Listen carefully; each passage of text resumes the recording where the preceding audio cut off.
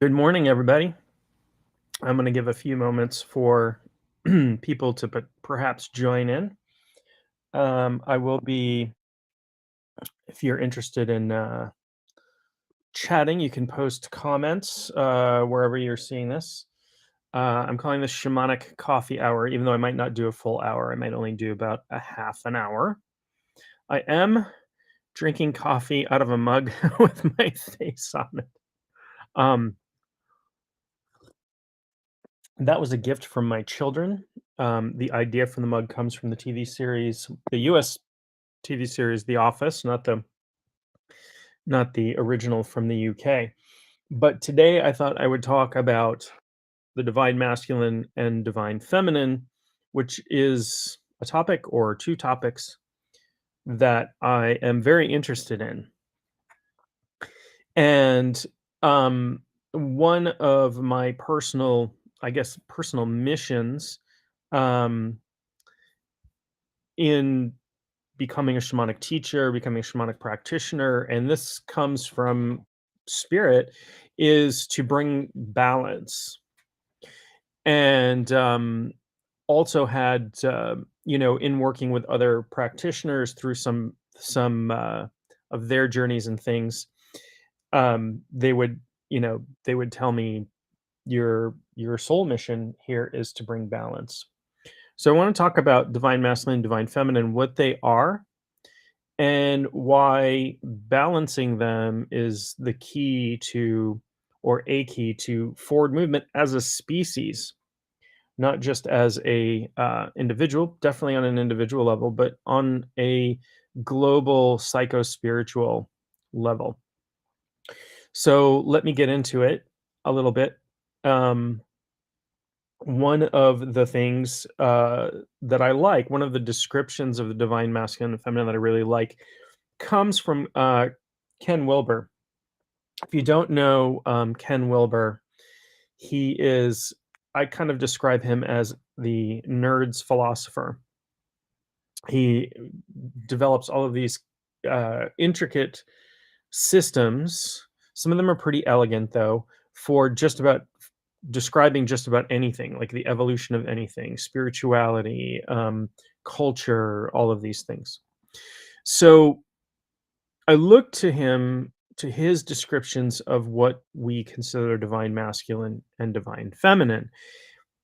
And in the Western world, in Western culture, and in other cultures as well, there's this idea that God is a man.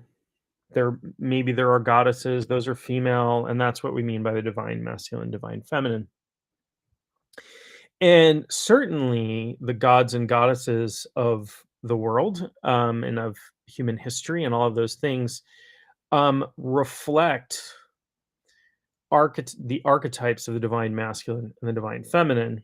And I hit on this word archetype a little bit, and that's important to understand. Divine masculine and divine feminine, I'm going to explain this in a moment, are impulses. They're what we call archetypal impulses. They're archetypal impulses towards individual and group evolution. So, to back up a little bit, to go to Ken Wilber's description of the divine masculine and divine feminine, he calls the divine masculine eros, and he calls the divine feminine agape. And you might be familiar, they're both Greek words. They essentially mean love. Eros is where we get the word erotic from. Agape, I don't know if we actually have any borrowed English words from that, but it sort of means unconditional love for mankind, and is used a lot in Christianity. The early Christian church, like the New Testament was written in Greek originally. So um, take it from there. I won't give you the history of that word because I don't really know it. But so eros and agape, let's describe what they are, and we'll talk about bringing them into balance. But I'll talk a little bit about a movement towards what people think of as the divine feminine. Now, for thousands of years, most of the world has been living under what we call patriarchy. Um, and this isn't just a politically correct word or whatever. This is we can study anthropologically and culturally and literature and all of these things, and we can see how men have put themselves in charge, and we can see a movement away from goddess and fertility worship and all of those things towards male gods, singular god, all of these ideas, right? And I'm not, if you are monotheistic or pagan or whatever, um, I'm not arguing for or against your belief system. I'm just talking about historically what happened, and particularly when um, civilization moved away from agrarianism to warfare. And it was mostly men who went into battle, and because women had to stay home and make more babies for, to fill up your armies so that you could go conquer your next door neighbors and take their stuff and take their land and rule over them. There was a movement towards patriarchy, and that was cultural, political, spiritual, all of these things. And we've been living under that system, that outdated, immature system for a really long time. Um, that is not the divine masculine. Patriarchy is nothing to do with the divine masculine. It's a very immature masculine. Power over others is a very immature impulse. Eros is the impulse to evolve on an individual level for one unit. Ken Wilber uses the term holon, meaning one unit. So, like a cell is a holon; it's one unit. But then an organ is made up of cells, but it is one unit. And then a system. So you might have, a cell in your stomach. Then you have your stomach. Then you have a digestive system. Then you have a body. Then this body is part of an ecosystem, and then you know so you can, it's however you want to divide things into individual units, holons. So eros is the impulse for a holon to evolve personally, but individually. Okay, so this is a movement towards individualistic development, spiritual development. This could, the work you do on yourself for spiritual evolution is part of the divine masculine impulse. Now you can throw goddess worship on top of that, and it gives the divine masculine impulse a female overlay.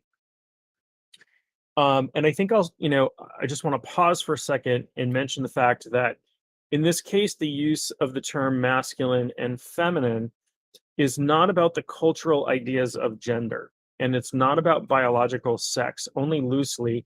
And I only use those terms because they are more common terms. We should probably come up with better names for them. But if you look in Taoism, for example, you have yin and yang. You've probably seen the symbol for for yin and yang, which is the circle with the white swoosh and the black swoosh, and the white swoosh has a black dot in it, and the black swoosh has a white dot in it. This represents the balance between masculine and feminine energy, yin being feminine, yang being masculine. It's not about biological sex or gender identity or gender politics or any of that. It's about these two things that they have labeled they've labeled masculine and feminine. Those labels are fairly arbitrary, but these are the archetypal impulses that they describe are not arbitrary. They are things that things that actually exist. Labels are always arbitrary anyway. We call things based on what we agree to call them. The words, like, I'm speaking English right now, I'm not speaking French. But if we were, if I wanted if I wanted to communicate in French, I would have to learn a lot more French. But my words only have the meaning that we agree to. And words are just labels, they're symbols for things. So the yin and the yang are the masculine and the feminine forces. And in Taoism, those things are to be balanced. Yin and yang in balance provide health from one perspective. There's a lot of Taoist health practices. You could argue that acupuncture and qigong and tai chi and a lot of these things come out of Taoist thinking about health, about balancing yin and yang. So yang, the masculine side, is the white swoosh in yin and yang, and it represents the active principle, the principle that is um, projecting, that is, fiery, that is achieving. And the yin side, or the feminine side, is the dark, the black side, and that is the side that is passive, receiving, holding, gathering. Okay. Neither one of those things is more important than the other. They are both equally important. An example from our own lives, from your own physical life in the body that you're currently occupying. If you go without sleep for a couple of days, you will be at great peril, right? So we might term wakefulness more of a masculine because it's more active, and sleep more feminine because it's more passive and receptive and that sort of thing.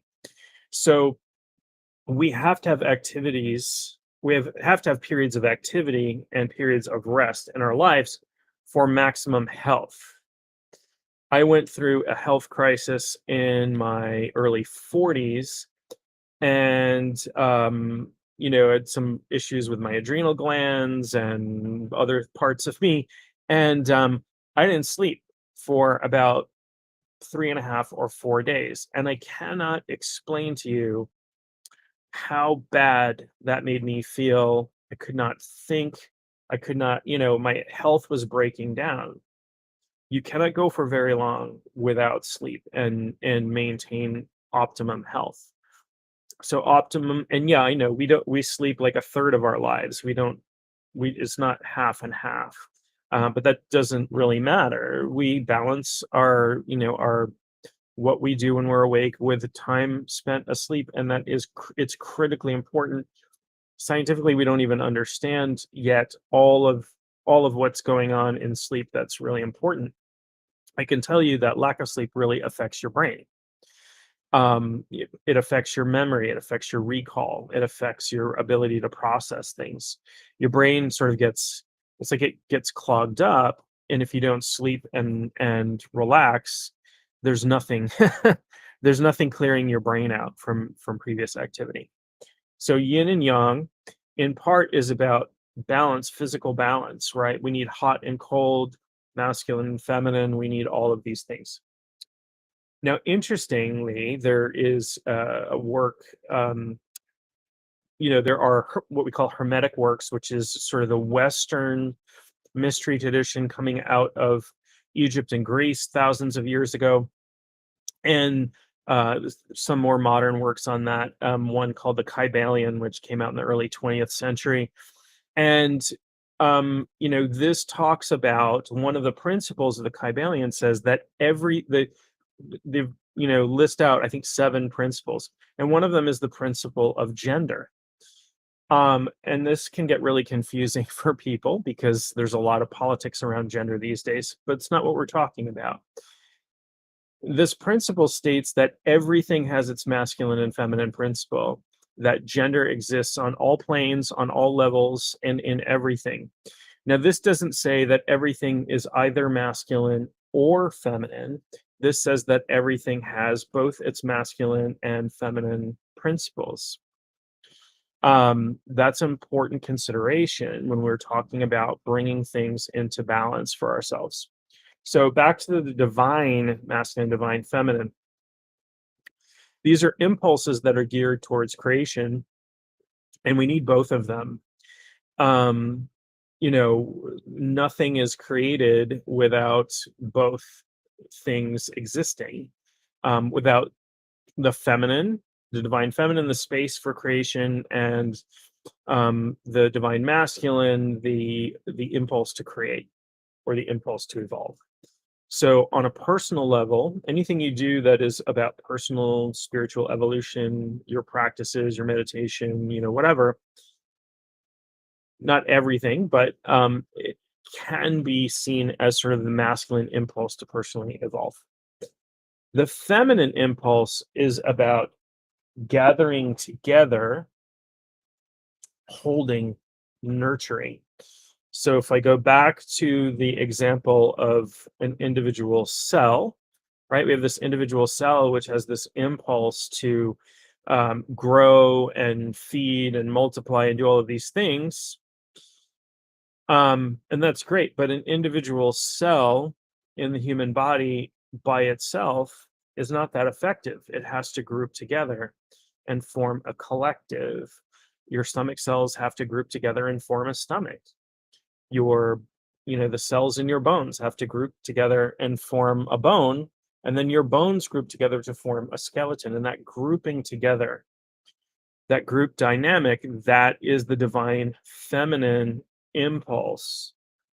Divine feminine impulse is about holding, nurturing. There is also, if we look to the Hindu goddess Kali, she's a divine mother, but she's also a goddess of destruction. And there is the feminine aspect, the divine feminine aspect of destruction, of breaking things down, which is also extremely important. In the Going back to the body, we have something called autophagy, which just means it means eating yourself. But autophagy is your body breaking down its old parts. It's digesting its old parts. Our old cells break off and new cells are produced. If we didn't have that, we would not live very long. Okay. And there are things that you can do to increase autophagy. I won't get into medical stuff here, because I am not a doctor and I can't recommend anything for anybody, but you can find information about this. Autophagy is incredibly important. It's incredibly important for your physical survival. This is the body's divine feminine impulse, one of them, right? The impulse to break down so that there can be a renewal. Okay. If we think about the the fertility rites of spring from a lot of pagan traditions where they were celebrating usually goddesses like Ostara. um this is a very this is fertility from a very feminine perspective. And yes, I realize the maypole used in some pagan traditions is a phallic symbol, and whatever, but they were the goddess worship and fertility rites and all of these things were about renewal. They were about rest and renewal until we moved into the active parts of the year, which summer, when new growth came up and all of those things, that was moving from the feminine of the rest of winter into the divine masculine of the very active and fiery summer. Again, neither one of these is more important or better than or anything. There's no hierarchy. Hierarchy comes from patriarchy. And again, I'm not bashing anybody's religion or belief system or whatever, but if you look at the Roman Catholic Church, it is designed, it came from the Romans, who were very militaristic culture. You had a pope, you had one guy on top, right? And beneath him, you have the College of Cardinals, and beneath them, you have another layer. Beneath them, you have another layer. And it gets bigger and bigger and bigger as it goes down. It's basically this pyramidal structure, which works well in certain circumstances, right? Certain circumstances lend themselves to hierarchy. But that's a very military structure, right? You have the general on top, and then you have the majors and the captains and the lieutenants and the sergeants and the corporals and the privates until, there's lots and lots of privates and only very few generals on top. And even within the generals, you got the four-star general. Um, Met a four-star general one time. He was uh, very into being a four-star general. Um, he, but that is a patriarchal system. And again, patriarchy isn't about the divine masculine at all. So we've been in a patriarchy for thousands of years, at least a couple thousand years, maybe a little bit longer than that. And what happened over time, but really accelerated during the 60s, 70s, it started to turn around in Western culture in 30s and 40s, was a movement away, a pendulum swing away from patriarchy.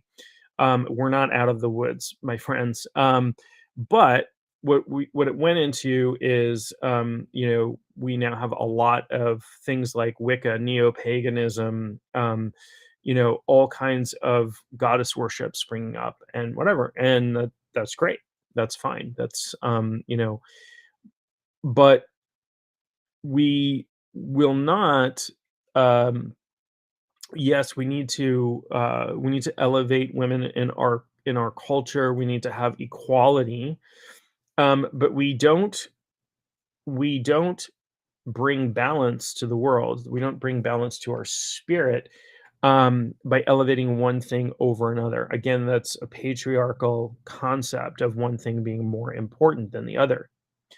And so when we bring balance to the divine feminine and the divine masculine impulses, um, we then evolve as individuals, we evolve as a species, we evolve our culture.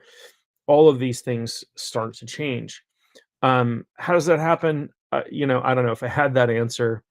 Well, I don't know if anybody would put me in charge. There's a lot of people who want to keep the patriarchy in place. But one of the things that we need to do, in my opinion, as a male in Western culture, is that we need to understand the divine masculine more.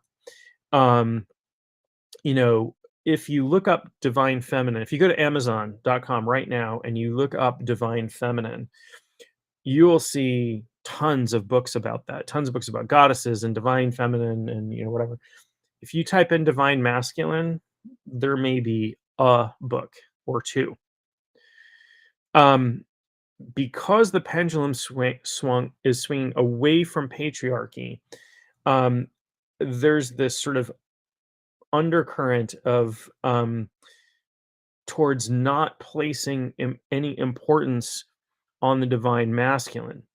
But I think that's a mistake, because to mature our idea of masculinity, in general, um, in Western culture, and the opposite, the exact opposite of the divine masculine um, is toxic masculinity. We see this devolution, not evolution. We see regressive behavior, we see immature behavior, we see violence, we see people seeking power for power's sake and fame for fame's sake, and you know this very individualistic, um not evolution, but I'm going to get power over you, I'm going to have more money than you, I'm going to have more lovers than you, I'm going to have more XYZ, right? This is not healthy. This is not how we create balance in the world. And so we have to educate ourselves about these impulses, and we have to bring balance to them. Um, there's kind of this other idea that I like to talk about as well, that you know women and men in spirituality, biological women and men, and people who identify as women and men, individually represent the divine masculine or the divine feminine. I'm all about the divine masculine because I'm a man and I identify as a man and yada yada yada. Um, that's not exactly that's not it. That's not true necessarily. Yes, women do reflect the divine feminine, but they also reflect the divine masculine. Women who take on leadership roles in spiritual circles and um, work on their own personal evolution and work on the evolution of their spiritual group and stuff, they're reflecting a divine masculine impulse. Again, it's this confusion of the divine masculine and the divine feminine with the political ideas about gender and sex and sexuality and biology and all of these things. And I like to separate those out because, first of all, biological sex is not as simple as people think it is.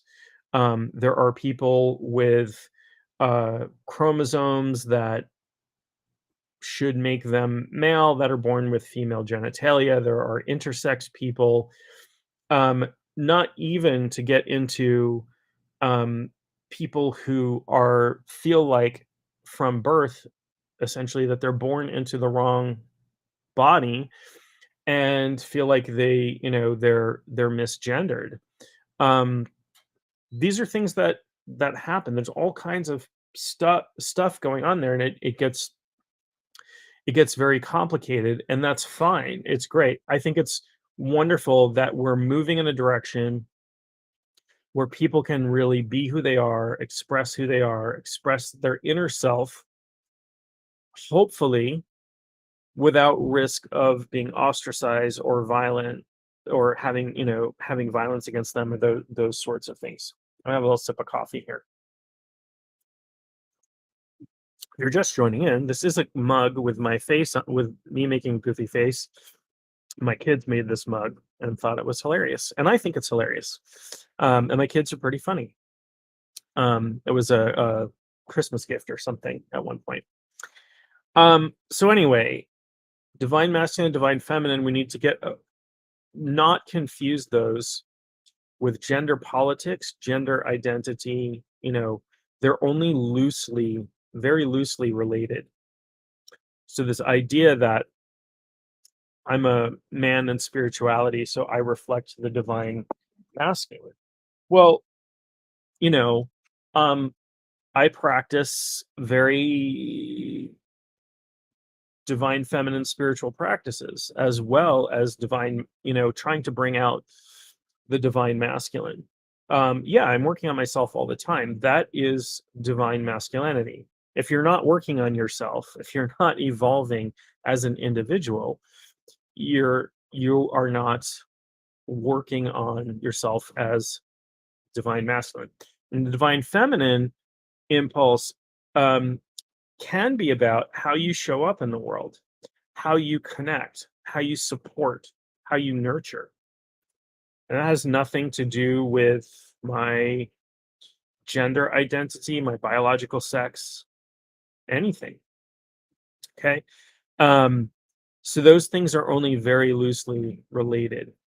And to move away from patriarchy really effectively, we cannot only place weight on the divine feminine.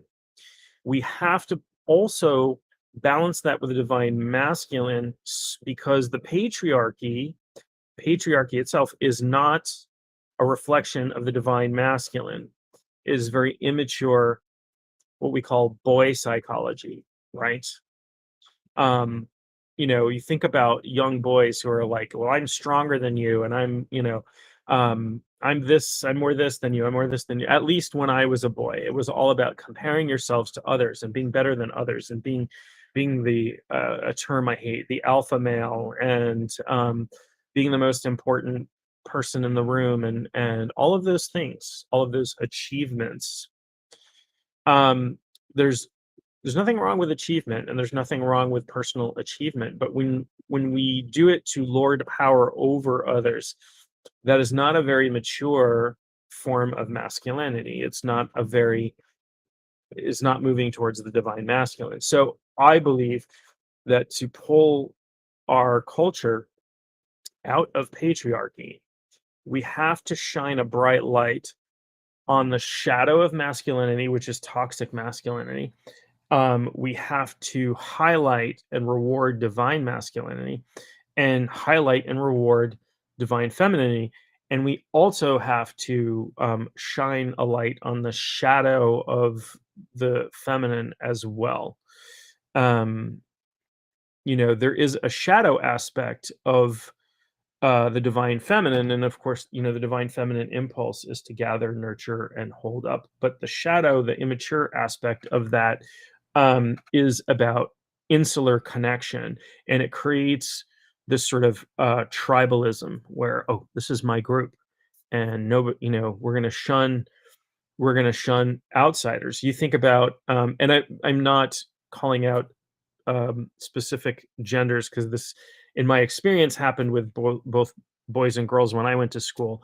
But you think about cliques in schools where you had like four friends that hung out together and didn't allow anybody in their circle and never ate lunch with anybody else, and all of those things. That petty uh, gathering and building a wall around your little group is a immature shadow aspect of the feminine. And also being overly passive is again, we have to bring balance here. So with that, I think I'm going to end coffee hour. Thank you for joining me. I still have coffee left, but I'm going to finish it. I have some work to do with some students and clients.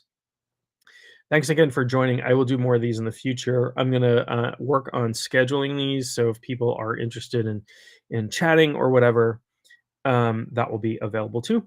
Thank you for joining in, and all my love to you. I hope you're happy and healthy.